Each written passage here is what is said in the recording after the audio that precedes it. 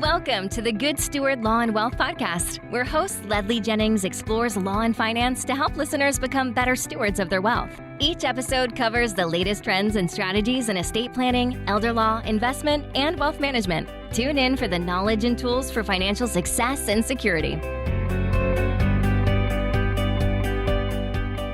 Welcome back to the Good Steward Law and Wealth Podcast. I am your host, Ledley Jennings, and today I'm excited to talk about the relational aspect of estate planning and how the process is more than just a transaction. That's what I really want to convey today. This has been brought to light through several client interactions lately, and I've just realized that estate planning attorney and the relationship with the clients is more than just drafting documents, and it's a relationship that needs to be maintained is what I've come to realize.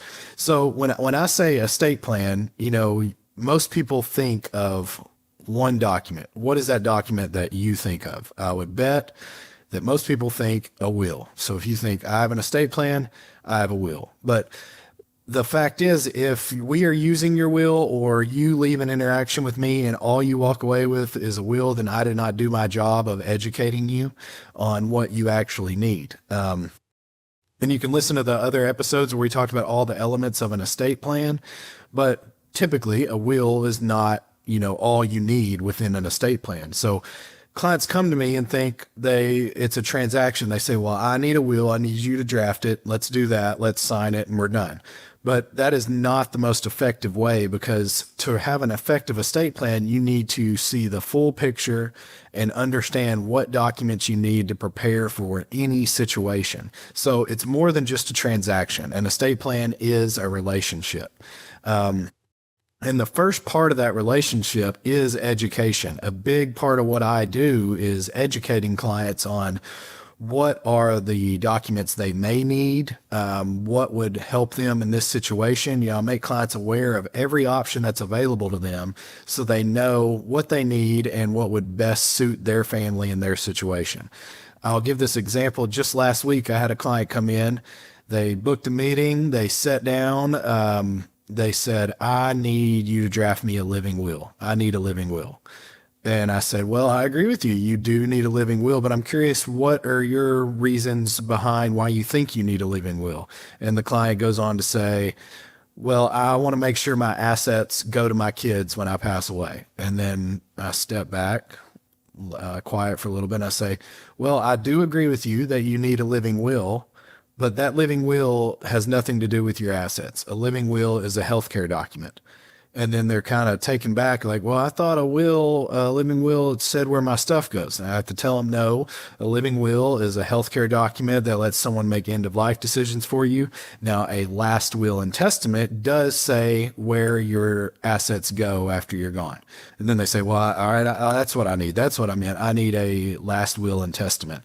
And I'll say, yeah, you might need that. It could tell where your assets go, but is that the best way? Do you know what happens with a will? And then we go on to talk about all the things that happen with a will. You can listen to our previous episode about explaining what a trust does, but essentially a will mandates that you go to court, probate court, because a will does tell where your assets go, but who does it tell that to? It's telling it to the court and the judge, who then distribute your assets according to your will.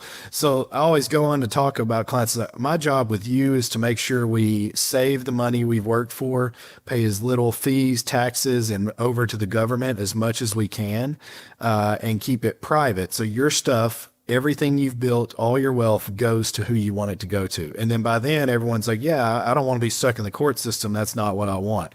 So then we start talking about all the elements of a good estate plan, what it consists of, what they actually need. And usually we go into the base estate planning document that I start with is a revocable trust for clients. So it takes a lot of education just to get there, just to even get to the batter's box on what you actually need with your estate plan. And most of the time that starts with a revocable trust. But what I wanted to talk about mostly today is a program we have in our firm, L. Jennings Law. It's called the Good Steward Maintenance Program. So this is a maintenance program that enables me to maintain a relationship with my clients to ensure their estate plan is effective and works when they need it to. The end goal that I always tell clients is I say, when you pass away and I'm sitting at this conference room table with your spouse or your kids, whoever survived you, I can confidently say, this is what they own and this is what we do now, and take all the headache off of your heirs and your beneficiaries when it comes to knowing what to do with your assets and how to manage them.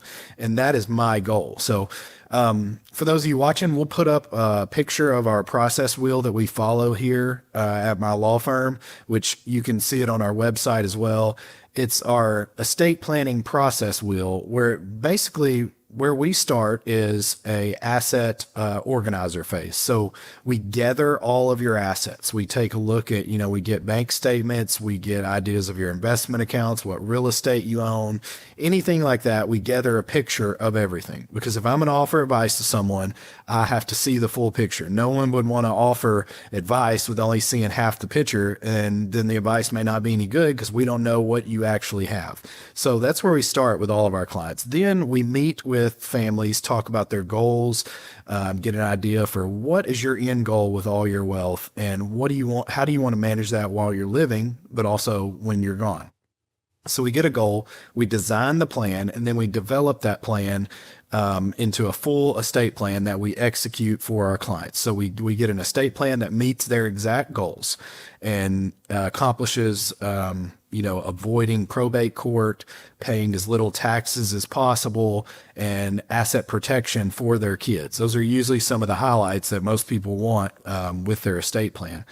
But let's just say we set up this estate plan and we have your trust, and it is sitting there. It's a nice, pretty stack of documents, but the fact is, it's just a stack of documents. It serves no purpose until you put assets in the trust. So the next process in our wheel is called the asset alignment phase. So once we have the documents in place, you have to align your assets with your estate plan, meaning get your bank accounts, your investment accounts, all that retitled in the trust, or beneficiaries, how you want them. You get real estate retitled in the trust. And this is called funding the trust. So you have to actually get your assets in the trust. And that's the setup process. So that's pretty common. Most attorneys will walk you through that process. Some take it another step further than the others. But a lot of law firms, once you set up the trust, advise clients how to fund it, you're done seeing them. And when I first started practicing, that was kind of how I did the process. It was a one and done transaction. I meet with the client, I maybe educate them, but mainly we set up documents that they want and then never see them again. And that's not exactly how I wanted to conduct my practice. I wanted it to be a relationship. I wanted to be able to truly advise clients on what they need and then stand behind the product that I offer, because I know it's going to work when they need it to work because it's updated and maintained. So that's when we introduced the Good Steward Maintenance Program. And it's been top of mind for me lately, because I've had my law firm open for a couple years now, but the maintenance program is just hitting its first year. So we're having a lot of our annual review calls with clients and, seeing that maintenance program make it a full year and clients in it get the full benefit.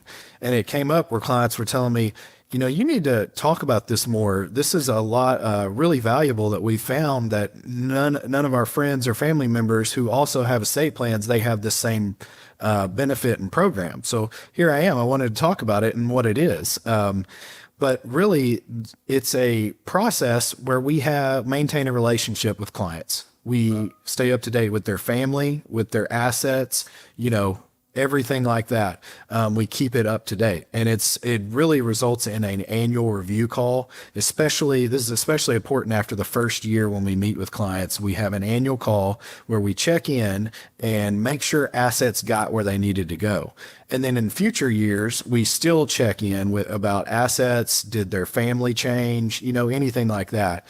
Because the fact is, throughout your life, your assets grow, you buy, you sell, things change, but also your family dynamics change. You introduce new family members may pass away. Their status in the world changes. Maybe when you set up your estate plan, your kids were young, and then down the road, they become good citizens in the world, and, they're 30, 40 years old. Then that changes your estate plan and how you want to leave things to them. But let's start with the asset portion of it. So when I meet with clients, what we do is we get a spreadsheet of all their assets. And we keep track of everything. So we have a list of every asset they have. And out to the right of that spreadsheet, we have columns that says, how do we get this in the trust? Who's responsible? And was it done? So when we have that annual review call, I run through that list, say, did this get in the trust like we intended? Did this get done? Did this get done? And it seems like almost every time clients say, I did all this, but I forgot this one asset. So then we circle back and make sure it gets done. And the end result is by the end of that phone call and that annual meeting, I know that their estate plan got set up properly. And we can walk away confident with that. So I know, down the road when I'm sitting there with their kids, I can pull out the spreadsheet and say, I just met with your parents on this last year. We know what they own. We know where it is. And this is what we do now. So there's no headache or mess for the beneficiaries. The next thing is, families change. Other than assets, your family changes. So when we check in with clients, we have a flow chart of their estate plan that shows how things flow.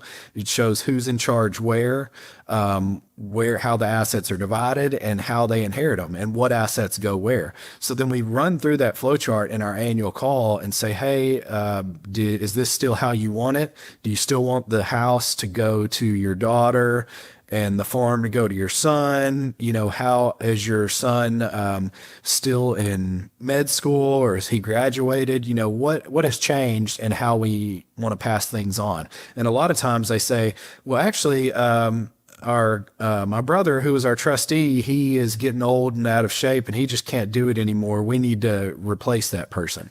So stuff like that, we maintain the estate plan.